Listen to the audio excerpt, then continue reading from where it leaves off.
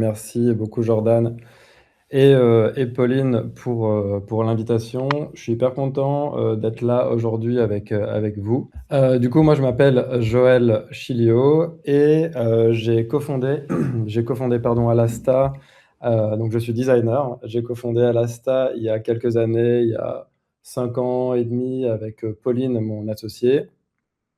Donc pas Pauline, du laptop, une autre Pauline aussi extraordinaire. Euh, Chez Alasta, on fait principalement deux choses. Chez Alasta, on fait de la brand, donc tout ce qui est conception d'identité visuelle, conception graphique, tout ça, stratégie de marque. Et on travaille aussi sur de la conception d'expérience. Alors la conception d'expérience est assez vaste. On va travailler sur de la conception de SaaS, conception d'applications mobiles, conception de systèmes, conception d'IoT. Et voilà. Et parfois on fait les deux. Parfois on mélange un petit peu les problématiques de brand et les problématiques product. Et c'est ça, voilà, qui fait qu'on peut voilà intervenir sur pas mal de projets. On travaille beaucoup avec des fintech et beaucoup aussi dans le monde du sport. Sinon, pas mal l'écosystème tech aussi. Donc, nous, on est basé à Paris. Donc, voilà, au plaisir de discuter de ça avec vous plus tard, car ce n'est pas l'objet de ce point. Voilà, ouais, petite précision, moi, je suis designer. Je suis designer de formation. J'ai toujours fait du design dans ma vie. Je ne sais pas faire grand-chose d'autre. Voilà, aujourd'hui, on va mettre les mains un petit peu dans l'IA. Je ne suis pas du tout développeur, donc j'utilise un petit peu ces outils-là comme un designer. Vous allez, je pense, le remarquer tout de suite. Je sais pas vous, mais moi, je reçois un petit peu toute la journée énormément d'informations sur les nouveaux trucs qui sortent en IA. Quand on ouvre son X, son Twitter, son YouTube, on a l'impression qu'on est tout de suite périmé, que finalement on va plus jamais avoir besoin de designer, on va plus jamais avoir besoin, je sais pas, d'architecte, que les nouveaux outils, les nouveaux LLM, il y en a tous les jours un nouveau qui sort avec des nouvelles features. Donc, à un moment, moi, j'avais envie de mettre un petit un petit temps de respiration pour un petit peu prendre du recul. Et c'est pour ça que je suis hyper content d'être là aujourd'hui pour vraiment vous partager euh, un petit peu, moi, ma vision sur les outils IA et ma pratique vraiment réelle et concrète en tant que designer. L'objectif, c'est pas de vous faire du show-off en vous disant, OK, à la fin de cette session, vous allez pouvoir gagner 10 000 euros par mois en designant je sais pas quel outil que personne ne veut. Moi, je suis là pour essayer justement de moi-même prendre du recul sur ma pratique, pour justement apprendre aussi un petit temps peut-être d'échange voilà, pour que je puisse répondre à vos questions. Et voilà, moi, je suis, on va dire, un IA curieux et voilà, je serais ravi de pousser tout ça plus tard avec vous.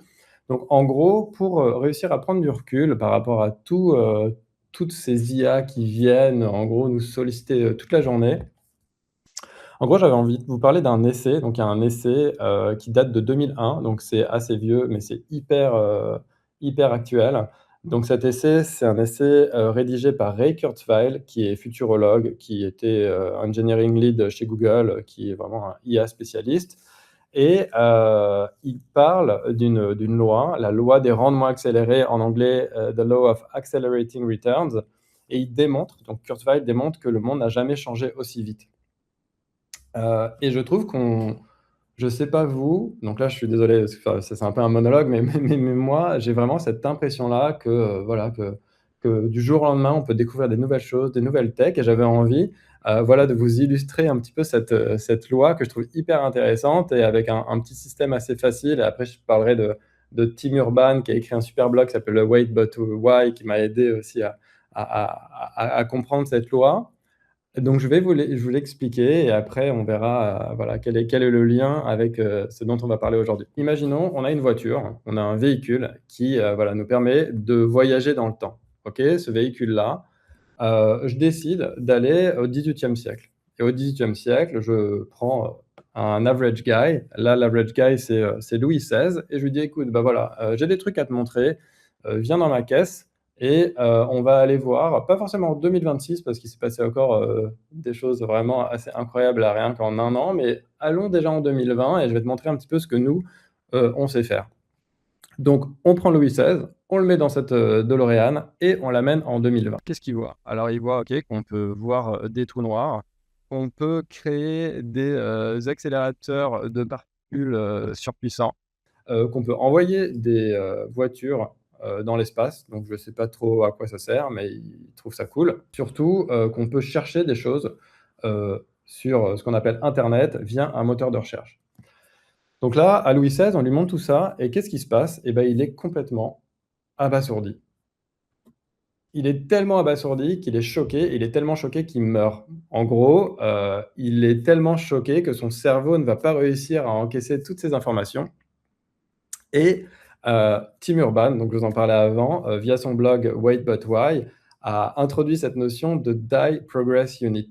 Donc la Die Progress Unit, c'est la quantité de progrès suffisante pour vous tuer de choc. C'est-à-dire qu'il ne peut pas encaisser. Il est là en mode waouh, c'est tellement différent de ce que j'avais l'habitude de voir à mon époque, qu'il meurt, et parce que le choc technologique est trop violent. Donc en gros, on voit bien ici que de 1790, donc du voilà, 10e siècle à aujourd'hui, 2020, il faut 230 ans environ pour créer ce choc qui va tuer quelqu'un. Donc voilà, donc ça, il faut retenir un petit peu cette notion-là. Mais s'il survivait, ça veut dire que, disons que dans une dimension parallèle, il survécut. Il n'est pas mort, mais il se dit: «Tiens, j'ai envie, moi, de faire profiter de ce choc technologique, de présenter ces nouvelles vagues technologiques à mon pote». Ce qu'il a envie de faire, lui, il se dit: «OK, je vais faire la même chose, je vais remonter 230 ans plus tôt, je vais mettre Louis XII, dans une bagnole et je vais le ramener dans une DeLorean, je vais le ramener à mon époque et là, je vais lui montrer des technologies super cool». Genre tellement cool, comme la guillotine, comme, le piano moderne, comme, la machine, à vapeur et comme la boîte de conserve. Donc voilà, il lui montre ça et il s'attend, bah, voilà, à ce que Louis XII meure. Mais qu'est-ce qui se passe pour Louis XII? En fait, Louis XII, lui, il est plutôt à la cool en lui disant: «Bon, ben, c'est trop bien, hein, ce que tu me montres, mais quoi? Tu attendais à ce que je meure ou quelque chose?» Et du coup, Louis XVI, il attendait à ce qu'il crève, donc il était voilà, il est un peu déstabilisé. Donc qu'est-ce qui se passe? En fait, il faut 230 ans pour choquer, il y a tellement un gap technologique, il faut 230 ans pour vraiment choquer, Louis XVI à nos jours, mais par contre, Louis XII, son pote, les 230 ans, bien sûr, il va dire que c'est cool, la guillotine avec la boîte de conserve, c'est pratique, mais par contre, il va pas mourir, donc jusqu'où il doit retourner? Jusqu'où on va devoir aller, dans le passé avec Louis XVI pour réussir à créer un choc pareil que lui a expérimenté? Et ben, en fait, il faut remonter à l'ère de la révolution agricole. Ça veut dire que Louis XVI, il est censé remonter à -12 000, pour, vraiment pouvoir, refaire exactement ce même choc. Ça veut dire qu'il faut 13 000 ans pour recréer cette notion de DPU, de Die Progress Unit. Et lui pareil, ce bonhomme-là en -12 000, il se dit: «Waouh, cette expérience est géniale, jusqu'où je dois remonter?» Voilà, vous avez compris le concept, le principe. Lui, il doit remonter jusqu'à -100 000. Il doit aller voir les Homo sapiens pour créer le même choc technologique. Donc il doit remonter 90 000 ans avant pour créer cette DPU. Donc vous voyez là, et ça rejoint, hein, ce que disait justement Kurzweil, que finalement, hem l'accélération technologique, la vitesse à laquelle va se développer vraiment les nouvelles technologies, en fait, c'est pas linéaire, mais c'est exponentiel et que finalement, ça va hyper, hyper vite. Il dit aussi qu'au XXIe siècle, le progrès sera 1000 fois supérieur à celui du XXe siècle. Et en fait, je vous parle de ça parce que moi, c'est vraiment quelque chose que je constate en ce moment, que chaque jour, on a tous les jours des nouvelles, je sais pas, des nouveaux langages, des nouvelles tech, des nouveaux processeurs, des nouveaux éléments qui sortent et c'est parfois un petit peu perturbant. Et j'introduis ça parce que quand, Pauline m'a proposé de faire un call, un petit voilà, un petit talk plutôt là comme je fais aujourd'hui sur Cursor. En fait, le 1er février 2026, j'utilisais énormément Cursor, mais aujourd'hui, en mars, le 24, et ben, mon usage même a évolué. Et ça, c'est hyper intéressant, je pense, toujours à l'écoute un petit peu des nouveaux modèles, des nouveaux trucs qui sortent pour pouvoir un petit peu, bah, voilà, se laisser guider par les nouveautés. J'ai fait ça un moment, mais moi, aujourd'hui, je pense que je suis assez stable dans mes usages, et j'ai voilà, à un moment, il fallait faire un choix même par rapport à tout ce qui était, je sais pas, les OpenAI, les Perplexity et compagnie. Donc moi, là, je me suis plus focalisé sur Claude pour le LLM, pour le langage, pour plusieurs raisons. Mais aujourd'hui, on va prendre un petit moment. Donc là, j'ai fait ma petite introduction et je trouvais ça assez intéressant de partager cet essai de Kurzweil. Aujourd'hui, je vais vous parler vraiment de mon usage de l'IA en tant que designer. C'est-à-dire que, encore une fois, c'est quoi les vrais usages que je fais un petit peu tous les jours et que j'essaie d'expérimenter tous les jours dans mon entreprise, chez Alasta, pour, bah, essayer de faire des choses utiles qui vont pas me faire perdre du temps et qui vont m'en faire gagner. Et bien sûr, dans cette équation, il y a Cursor parce que c'est quelque chose que j'utilise beaucoup, toujours avec notre ami, Claude de chez Anthropic. Petite parenthèse, je vous recommande, si vous ne connaissez pas, l'Anthropic Academy, c'est hyper intéressant. Vous pouvez trouver, pas mal de cours, en ligne directement et c'est assez bien fichu. Ça parle de Claude Code, voilà, donc le lien est là, mais de toute façon, vous l'aurez aussi en replay si besoin. Et enfin, il y a une autre vidéo, qui était assez cool que j'ai vue là, il y a 1 ou 2 semaines de, Boris Cherny. Boris Cherny, c'est le Head of Claude Code, donc c'est celui qui a inventé, Claude Code chez Anthropic et il dit là dans cette vidéo un truc assez intéressant. Il dit: «There is no roadmap for innovation, you need to let people play around» et ça, je trouve que c'est assez, c'est hyper vrai. C'est je pense qu'on peut regarder toute la journée des vidéos sur quelles sont les meilleures pratiques, comment ça fonctionne, lui, ouh le l'AI, pardon. Qu'est-ce qu'on peut faire avec tous ces nouveaux outils? Le plus important, c'est de mettre les mains dedans. Donc pour mettre les mains dedans, moi, j'ai testé pas mal de choses et on va rentrer dans le vif du sujet. En fait, ce qui est incroyable, c'est qu'on peut vraiment tout faire, en termes d'application avec l'IA. J'avais créé, il y a quelque temps, ça fait peut-être, là, ça fait quelques mois, un outil où je me suis dit: «Bon, ben, moi, mon fils, voilà, je voulais trouver une façon un petit peu plus ludique de lui faire ses devoirs. Donc en gros, ce qu'on a fait et ça, je l'ai fait un petit peu même avec lui pour lui montrer un petit peu quelques bases aussi de l'IA. En gros, ce qu'on a fait, on a fait une photo, de ses cahiers et en gros, moi, ce que je voulais, c'est pouvoir l'interroger, pouvoir lui faire un petit système. Voilà, en gros, ça marche un petit peu mieux sur mobile, je vais mettre comme ça. En gros, l'objectif, c'était ça, c'est on va, photographier ses cahiers et avec ces cahiers, en gros, on va, enfin, c'est l'IA, hein, qui va automatiquement le trier pour faire, différentes petites leçons. Là, moi, ce qui m'intéresse, c'est par exemple, les gallo-romains et le christianisme. La leçon qui a été générée, bah, c'est une leçon qui est vraiment basée sur ses cours à lui.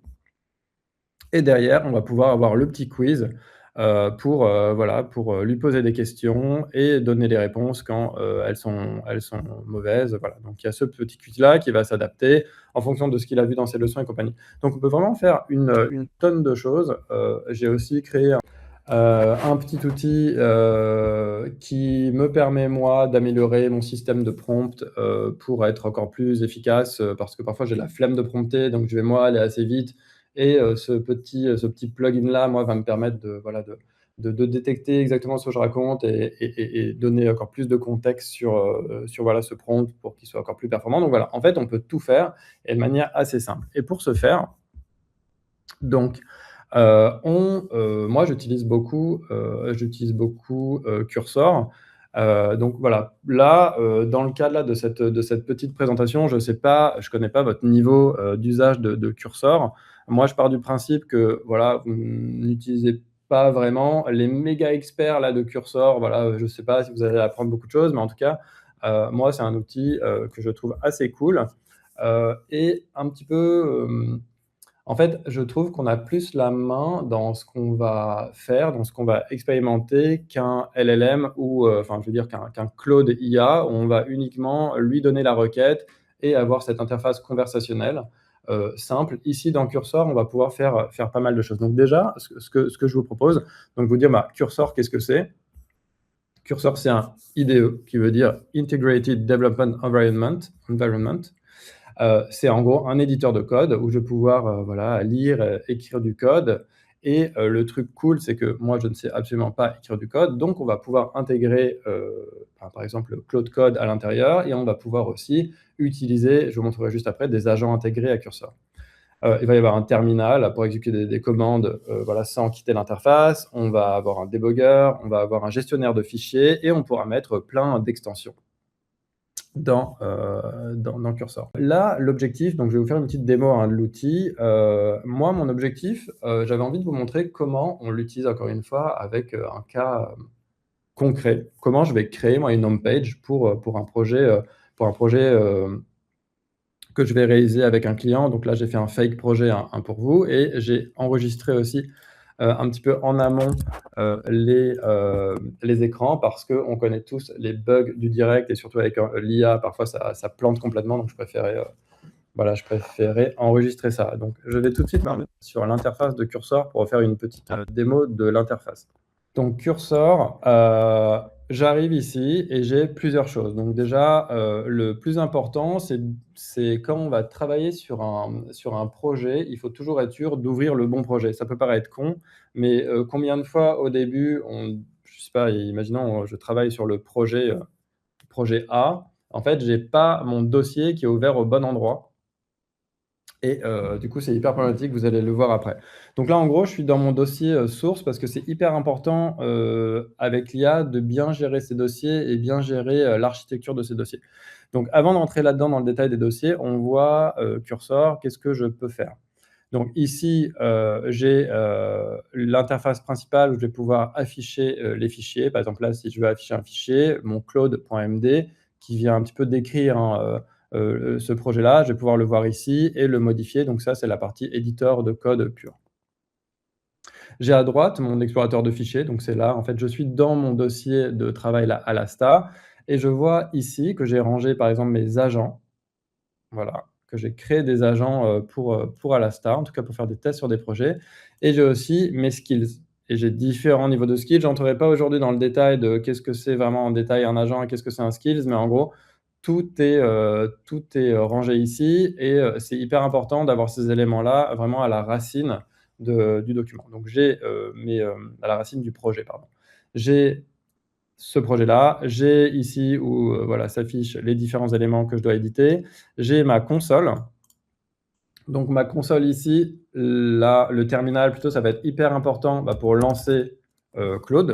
Donc voilà, Claude voilà, que j'utilise. Donc c'est ici en fait qu'on va pouvoir discuter avec Claude. Donc là, c'est exactement la même chose hein, que le LLM que vous utilisez, que ce soit enfin, je sais pas, ChatGPT ou Claude version desktop. Tout ce que là, c'est pas du langage, on va dire, de développement, c'est du langage naturel où je vais pouvoir lui parler normalement, quoi, en lui disant coucou et tout ce que je veux.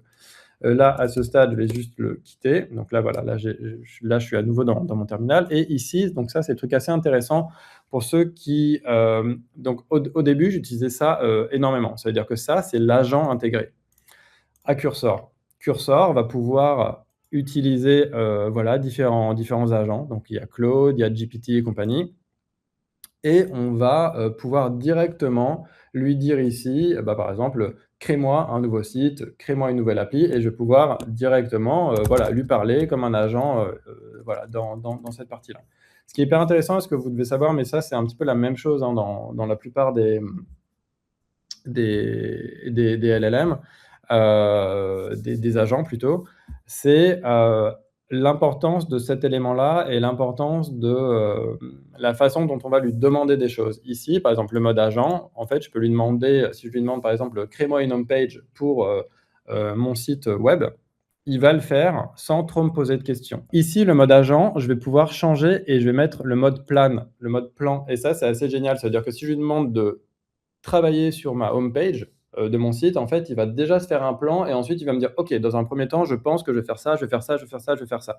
Parfois, Claude, il le fait automatiquement de se mettre en mode plan quand il découvre que des demandes sont trop complexes.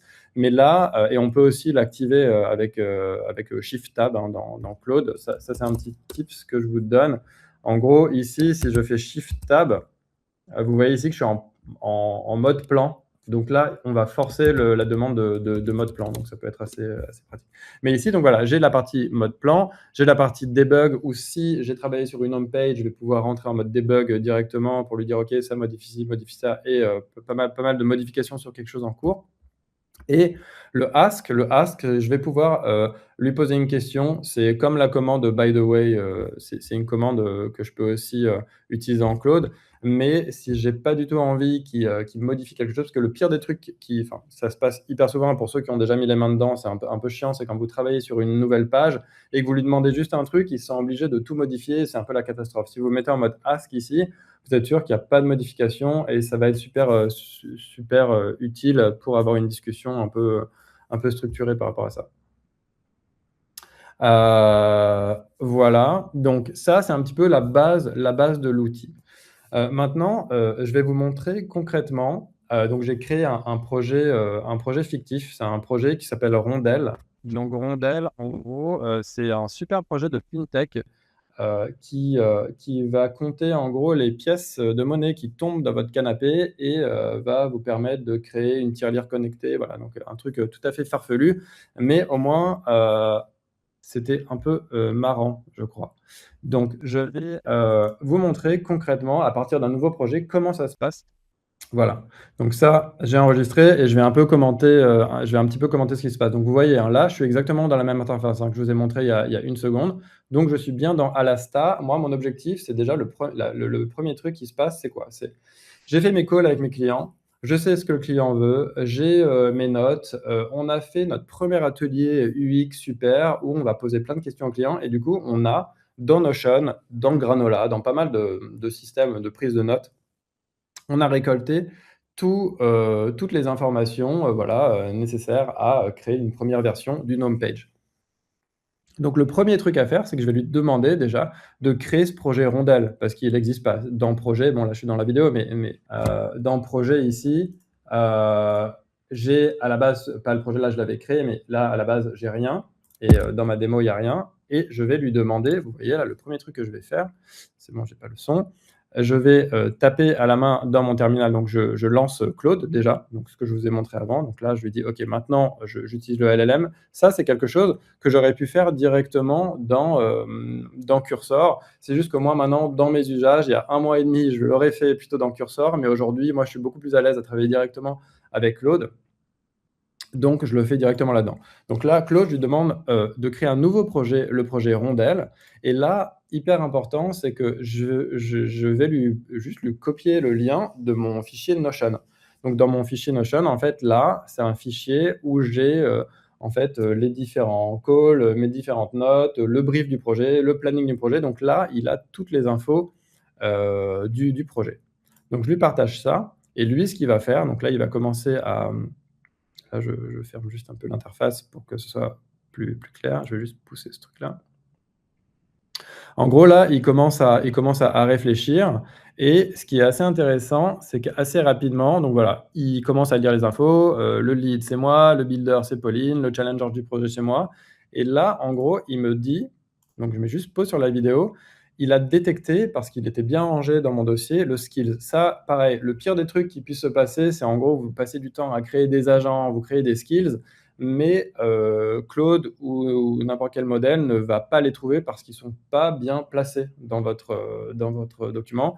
Donc là, ce qu'il va se faire, c'est qu'il va dire: «Tiens, j'ai lu le skill project init, qui est ouvert, est-ce que tu veux que je l'exécute?» Donc là, le projet init, c'est moi, c'est un truc que j'ai co-créé justement avec Claude pour se dire: «OK, quand je veux créer un», ce qu'il fait ce skill, c'est il va m'aider à, suivre des instructions pour, créer ce nouveau projet. Donc là, il va lire ça, il va lire en détail le skills et il va, donc là, on le voit, hein, qu'il est bien placé, qu'il le regarde et il va, je vais avancer un petit peu rapidement, tac, tac, tac.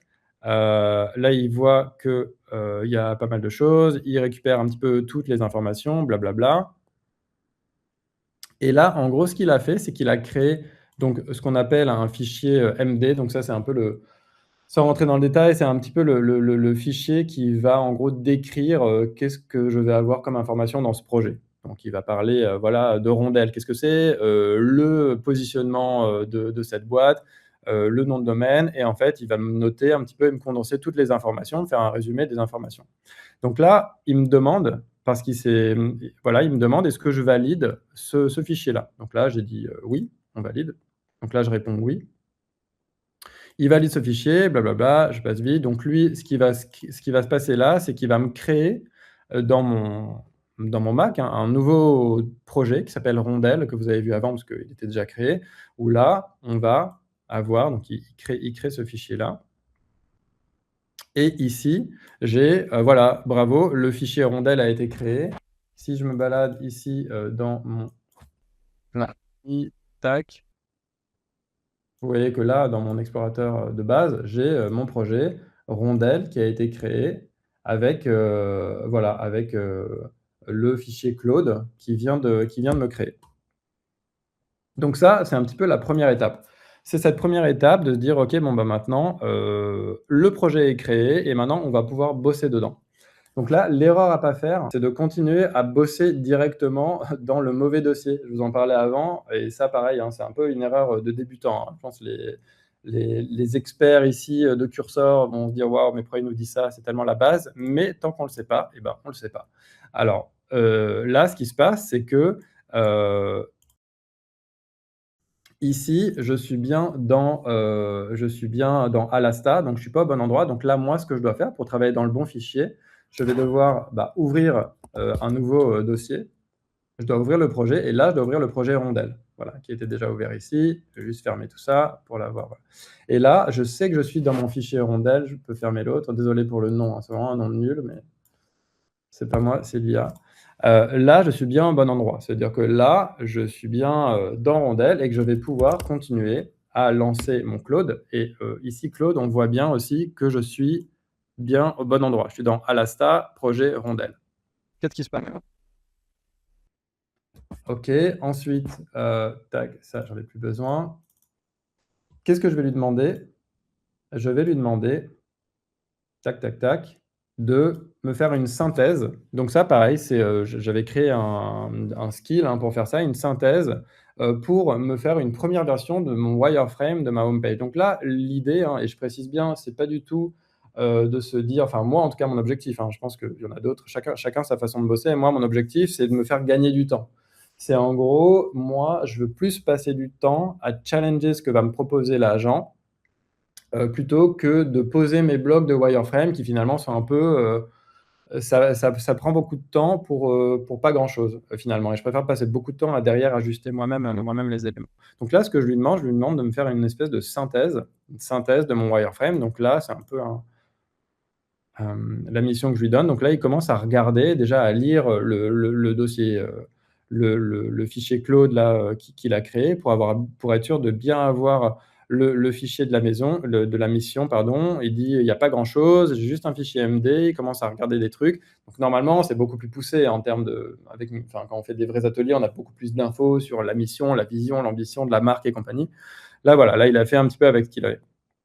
Donc là, c'est assez intéressant parce qu'automatiquement, vu qu'il travaillait quand même sur une home page, et structurer cette home page là, ça va demander quand même pas mal de taf. Donc il me dit: «Tiens, est-ce que tu veux que je passe en mode plan?» Donc moi je lui dis: «Oui, passe en mode plan ici pour ça, pour bien structurer tout ça». Donc il passe en mode plan, donc là c'est l'agent, hein, qui bosse, hop, hop, hop.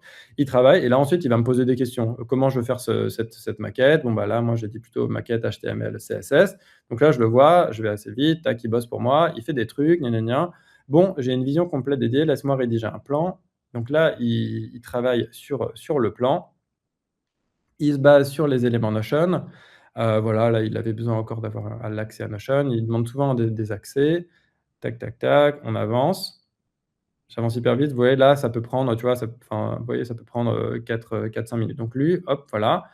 Et j'avais demandé aussi, à la fin donc là, vous voyez, hein, le wireframe a été créé, donc il y a plusieurs étapes, à la fin de la création du skill, j'avais demandé aussi de lancer un autre élément qui est le review UX, de UX, enfin qui s'appelle UX critique. Et en gros, ça veut dire quoi? Ça veut dire qu'après avoir fait cette première version de wireframe, j'ai lancé, un autre skill pour critiquer en gros la première version qui a été créée. Donc là, en gros, ce qui se passe, c'est, bah, voilà, j'ai, un espèce de récap de qu'est-ce qui posait problème dans la première version et voilà, j'ai demandé à corriger automatiquement ces éléments-là.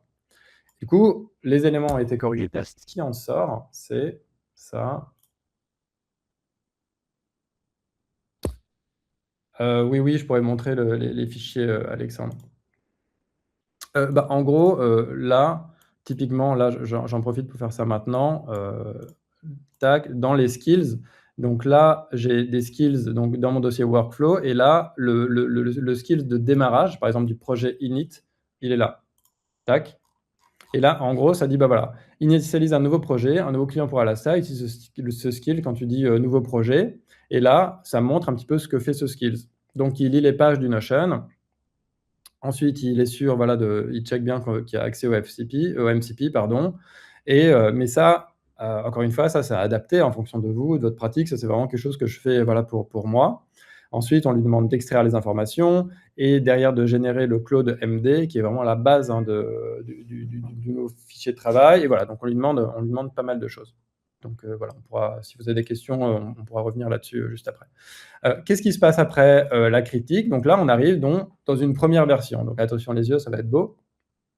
Donc là, je lui avais aussi demandé de ne pas être trop fancy, hein, pour la version UX parce que moi là, je l'utilise jamais en design.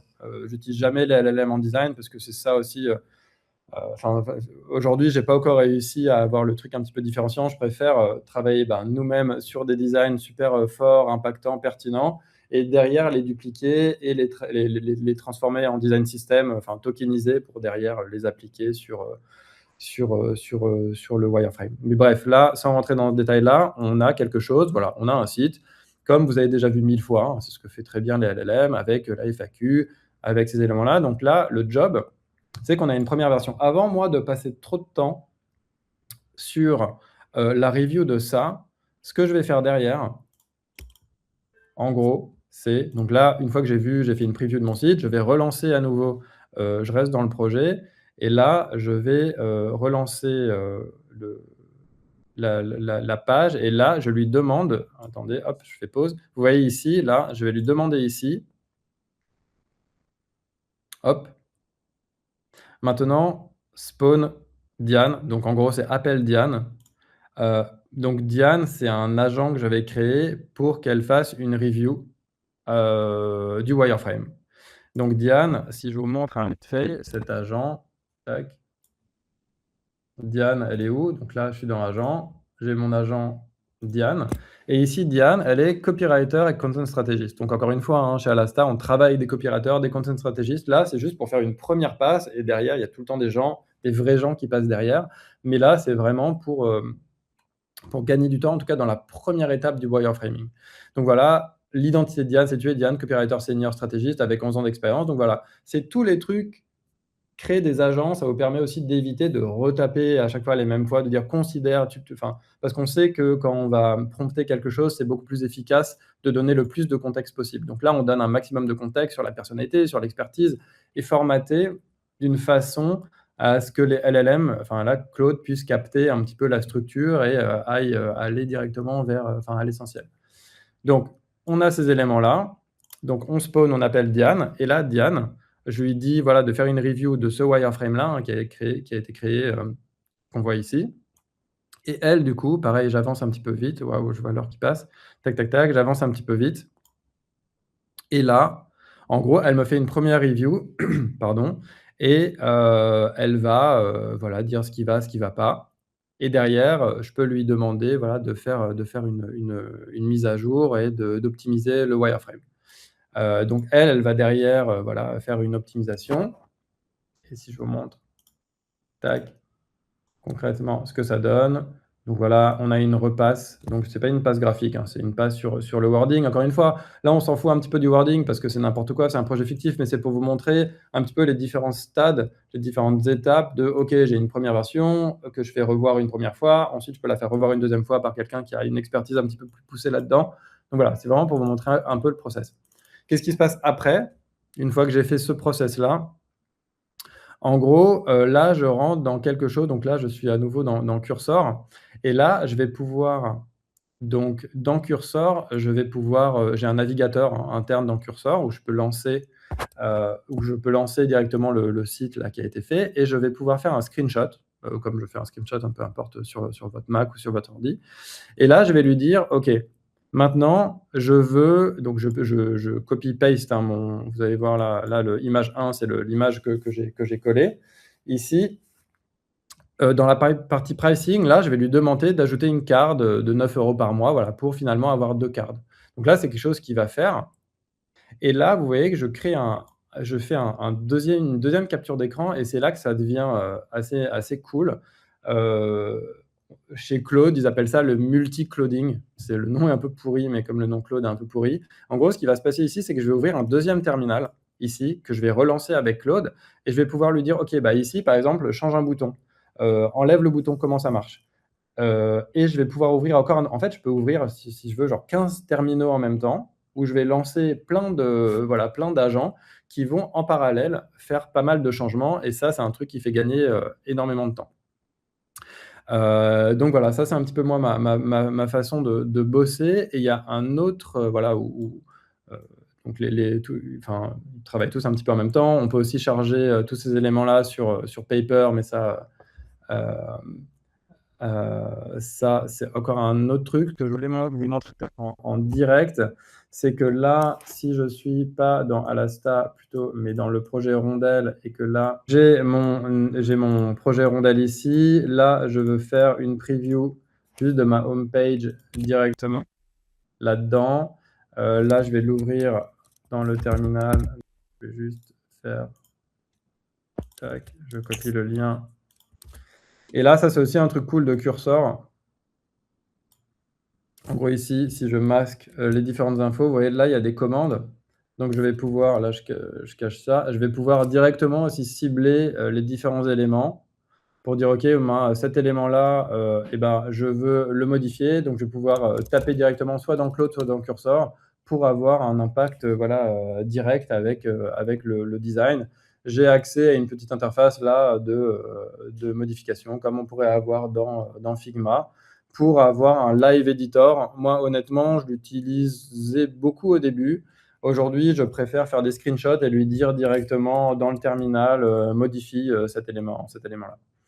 Donc voilà, c'est un peu moi, voilà, ma façon de bosser, ma façon d'utiliser cet outil. Voilà, Claude, c'est ça, c'est un peu notre nouveau meilleur ami, notre nouvel ami. Ça vous montre un petit peu comment moi j'utilise ces outils-là vraiment au quotidien.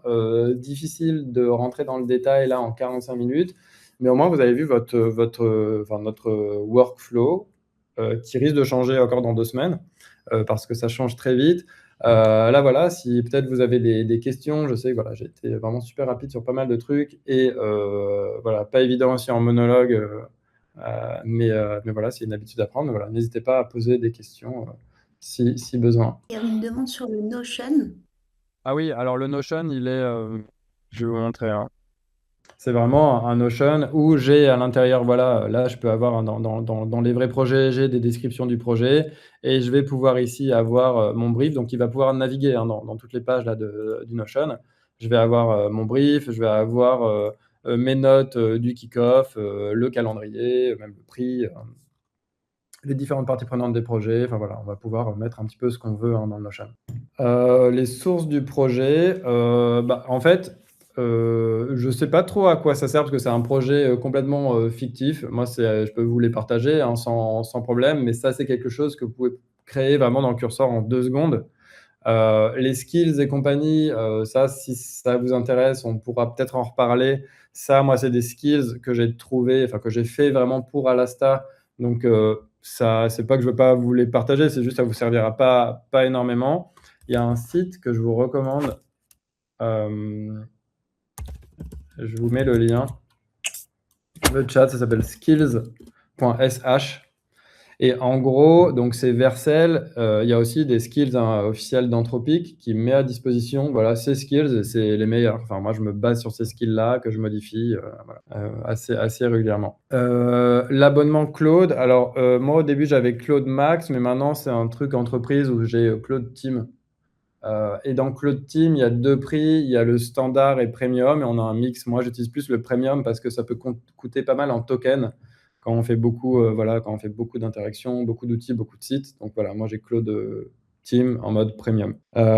Oui, et je retouche hein, justement les skills. En gros, je les adapte à moi, mon besoin.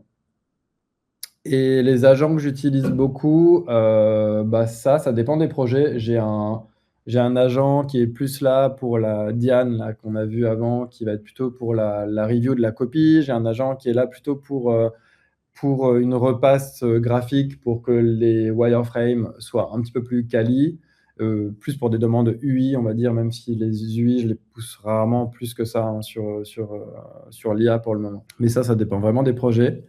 Et voilà, j'essaie d'en créer vraiment des utiles. Là, par exemple, on est en train de bosser sur un agent aussi qui pourrait nous aider sur la gestion de projet pour être sûr voilà, qu'on suive bien les plannings, les timings, voilà. La sécurité des données, alors là, ça reste, donc aujourd'hui, c'est que du privé. Je mets tout sur du Vercel privé, je le sors pas et quand on fait des démos clients, on leur montre, directement, soit en partage d'écran, mais aujourd'hui on publie rien sur Git, ça reste vraiment en interne pur, quoi. Et surtout quand on travaille, nous, avec des clients sur des très, très gros projets, voilà, enfin, ça reste que c'est du local, c'est du local pur. Quel est le projet le plus compliqué que vous avez fait avec Claude Cursor? Aujourd'hui, je ne sais pas trop ce que c'est compliqué, mais déjà de se trouver un espèce de bon workflow qui fonctionne et qui est utile et qui nous fait pas perdre du temps, et ben, je trouve que c'est déjà ça de gagner. Donc en projet complexe aujourd'hui, les vrais projets complexes où on a beaucoup d'interactions, beaucoup de flow, beaucoup de product pur, là, on utilise l'IA plutôt pour brainstormer, mais ça, c'est des choses qu'on fait encore beaucoup à la mano. Juste, je me permets de, comme Ouais. on a un petit peu dépassé le timing, mais on peut encore répondre à quelques questions. Ouais. Il y avait deux questions, notamment celle de Damien et de Marianne, qui se rejoignent un peu sur les usages avec Figma. Est-ce que toi, Ouais. à quel moment Figma intervient dans ton workflow? Est-ce que tu connectes Figma et Cursor, Claude? En fait, ça pareil, ça prend ça prend du temps de réussir à faire fonctionner le truc. Le MCP Figma, j'avais du mal à le dompter, donc j'ai pas du tout essayé encore on n'a pas encore eu l'occasion, en tout cas moi j'ai pas eu l'occasion. Je sais que ça marche plutôt bien, pour tout ce qui est partie, Code Connect, pour aspirer en gros des design systems et les faire tokeniser pour que derrière, on puisse générer des pages, qui sont cohérentes avec le design system. Ça, nous, on le fait encore à la mano aussi pour des questions de sécurité, parce que quand je maîtrise pas bien un truc, aujourd'hui, je le vends pas à mes clients. Mais aujourd'hui, le MCP Figma, de se dire, OK, on a travaillé sur Claude Code, sur des écrans, et ces écrans-là, on les envoie directement dans Figma. En fait, souvent, ça fait des trucs un petit peu pétés. Parce que ce qui se passe, et je ne sais pas pourquoi avec le MCP, ça marche une fois sur deux, et sinon, ce qui se passe, c'est ça utilise le HTML2Design. En vrai, ça vient scanner la page, et je ne sais pas, j'ai juste pas de bons résultats. Et moi, je me dis, en fait, aujourd'hui, repasser sur Figma, pour moi, c'est un peu à ce stade une perte de temps, donc j'en ai pas forcément besoin. C'est soit je travaille sur mon full workflow Figma, Figma même avec Figma Make, soit en fait je travaille avec Claude, mais je mixe rarement les deux. Allez, peut-être une dernière question sur les design systems. Donc, tu as déjà un peu répondu. Est-ce que tu utilises Claude Cursor pour créer des design systems? C'est plutôt les prendre sur Figma, si j'ai bien compris. Ouais, pour l'instant, ça peut, et je sais que certaines personnes parlent beaucoup de ça. Moi, je l'ai pas encore expérimenté, mais je sais que ça peut fonctionner. Je l'ai pas fait encore. Ok. Et allez, dernière question, parce qu'elle se rejoint avec une question, Marianne, qui disait, est-ce que c'est parfait pour un POC ou un produit final? Donc, je crois que c'est plutôt... Ouais, alors moi, je l'utilise vraiment pour des POC, pour le produit final. En fait, moi, ce que je vois beaucoup, donc je fais depuis 7-8 ans ce qu'on appelle des office hours avec HEC Incubateur, qui est l'incubateur de l'école HEC, et Paris Co, qui est l'incubateur de la ville de Paris. Donc je vois toutes les semaines beaucoup de nouveaux projets passer. Je suis là pour conseiller les gens, pour donner un petit peu des tips à la fois brand et product. J'y- Il y a tellement de nouveaux produits qui sortent, genre tout le monde fait son app. Aujourd'hui, n'importe qui peut faire une application mobile. Ce qui va vraiment faire la différence, c'est en fait c'est un petit peu cette connaissance quelle est la base pour vraiment créer une appli. Pour moi, la base, c'est aussi connaître ses utilisateurs, savoir engager avec les utilisateurs, savoir reconnaître les besoins des utilisateurs. Aujourd'hui, pour répondre à cette question de curseur dans un produit final, aujourd'hui, moi, jamais de la vie, j'utilise le vibe coding, mais parce que nous, nos clients, ça reste des grosses boîtes, jamais de la vie, j'utilise du vibe coding pour faire un produit final. Parce que c'est des failles de sécurité, c'est juste fait n'importe comment. Et aujourd'hui, moi, je vois toute la journée des vibe codeurs qui disent non, mais on n'a plus besoin de vous, on a fait notre truc, mais c'est cool sur le papier et ça fait des super POC. Mais pour avoir un outil, je sais pas, il y a des produits qu'on va créer qui sont utilisés par des milliers, des millions d'utilisateurs, et je ne prendrai pas le risque aujourd'hui de faire un produit fini avec du vibe coding. Génial. Génial, merci pour les réponses à toutes les Peut-être que questions. demain, ça changera. Oui, c'est bon, sûrement, comme tu le dis, hein, ça évolue Ouais. vite, mais c'est pas mal de conclure sur ce point. Merci Joël d'avoir Avec partagé tout plaisir. ça avec nous. Je pense qu'on peut celles et ceux qui voudraient encore te poser des questions peuvent peut-être te retrouver directement sur Circle ou sur LinkedIn ou poser des Ouais, questions n'hésite directement pas. à l'Asta. Pareil pour nous, si jamais vous avez des questions, je vois qu'il y avait des petites questions sur les événements à venir, sur l'IA, sur les formations éventuellement qu'on peut faire au laptop. N'hésitez pas, vous pouvez nous contacter directement le laptop, moi, Jordan, ou Pauline via Circle.